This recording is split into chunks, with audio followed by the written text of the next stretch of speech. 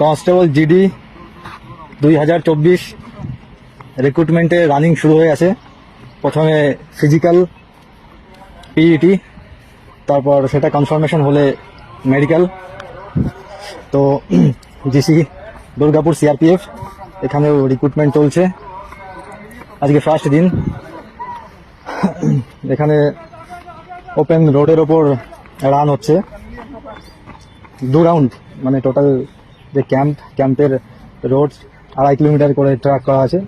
তো ডাইরেকশন দেওয়া আছে, সেই ডাইরেকশানে 2 রাউন্ডে 5 কিলোমিটার কমপ্লিট হচ্ছে, যেটা এই পিইটি টেস্টের মধ্যে আছে। তো এখানে প্রচুর গরম, মোটামুটি খুব রোদ আর খুব গরম, খুব মুশকিল।